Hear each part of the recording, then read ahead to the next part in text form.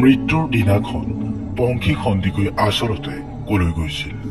পংখী সন্দিকৈৰ লগত হঠাৎ কি হৈছিল? বৰ্তমান সময়ত সামাজিক মাধ্যমত খুবেই ভাইৰেল হৈ পৰিছে এই বিশেষ কথাসমূহ।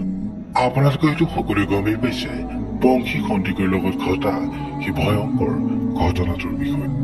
পংখী সন্দিকৈৰ এই ভয়ংকৰ ঘটনাটোৰ ওপৰত কৰ্মসূত্ৰে পাতি লোৱা এজন ককায়েকৰ এটা ফেচবুক পোষ্টে সকলোবোৰ পোহৰলৈ আনিছে। আৰু সেই যুৱকজনৰ নাম হৈছে ঋতুস্পৃহ। আৰু সেই যুৱকজনে পংখী সন্দিকৈৰ ওপৰত সামাজিক মাধ্যমত বহু কথা লিখে। লগতে লিখে যে মৃত্যুৰ দিনা ৰাতি তাই আৰু তাইৰ স্বামী একেলগে নামৰূপত কাৰোবাৰ বিহু অনুষ্ঠান চাবলৈ গৈছিল। অনুষ্ঠানতে আধাতে কাজিয়া লাগি গুচি আহিছিল তাই। পিছৰখিনি সকলোৰে নতুন নতুন মনে সজা কাহিনী। কিন্তু পংখীক মই জানো, ভালকৈ জানো, তাই মডেলিং, এংকৰিং আৰু অভিনয় কৰিছিল। খুবেই প্ৰতিভাৱান ছোৱালী এজনী, খুব সুন্দৰ অভিনয় কৰে। অভিনয়ৰ চৰিত্ৰত সোমাই দৰ্শকৰ চকু পানী বোৱাব পৰা সামৰ্থ্য আছিল তাইৰ। তাইক লৈ মোৰ বহুত পৰিকল্পনা আছিল, সপোন আছিল।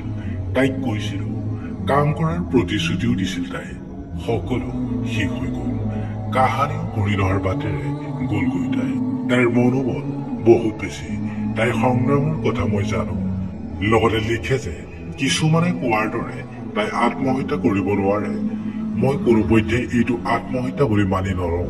তাইৰ স্বামী শিক্ষকৰ দৰে এটা প্ৰবৃদ্ধ পিতৃক কলংক সনা নীতিকেশ দাসে সম্পূৰ্ণ শীতল মগজুৰে তাইক হত্যা কৰি আত্মহত্যাৰ ৰূপ দিবলৈ চেষ্টা কৰিছে। নীতিকেশৰ চৰিত্ৰৰ দাগৰ বিষয়ে কম দিনতে বহু কথা শুনিছো, প্ৰমাণো পাইছো। এইবোৰ কথা শুনিও হয়তো বিয়াৰ পিছৰ পৰা পংখী আৰু তাৰ মাজত পাৰিবাৰিক সংঘাতৰ সূত্ৰপাত হৈছিল। নীতিকেশেনো কোনোবা এজন বিখ্যাত গায়কৰ মেনেজাৰ। পিছে এতিয়া পত্নী হত্যাকাৰীৰ বিৰুদ্ধে গায়কজনৰ কি মন্তব্য হয় সেয়া লক্ষণীয় হব। লিখিবলৈ মোৰ হাতখন কঁপিছে। বুকুখনত এটা অজান শোকে খুন্দা মাৰি ধৰিছে। যিজনী ছোৱালীক 20-22 বছৰ মাক দেউতাকে গাত খুদ এটা নথকাকৈ ডাঙৰ কৰিলে, সেই ছোৱালীজনীক কেনেকৈ 20 মিনিটৰ ভিতৰত কোনোবাই হত্যা কৰি আত্মহত্যাৰ ৰূপ দিব পাৰে। মৰণোত্তৰ পৰীক্ষালৈ নিয়াৰ আগৰ মুহূৰ্তৰ এটা ভিডিঅ' দেখিছো। এজন দুৰ্ভগীয়া পিতৃয়ে নিজৰ ডাঙৰজনী জীয়েকক নিজৰ ডিঙিৰ গামোচাখন খুলি তাইক পিন্ধাই শেষ বিদায় দিছে। ভিডিঅ'টো চাই থাকোতে মই চিঞৰি উঠিছো। দেউতাক শোকত ভাগি পৰিছে, কান্দিব পৰা নাই। এতিয়াও মোৰ এনে লাগিছে যেন তাই উঠি দেউতাকক সাৱটি ধৰিব।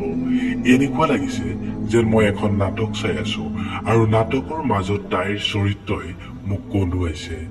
নাটকৰ শেষত একেলগে উঠি হাত চাপৰি বজাম। এয়া যে বাস্তৱ, একেবাৰে বিশ্বাস হোৱা নাই।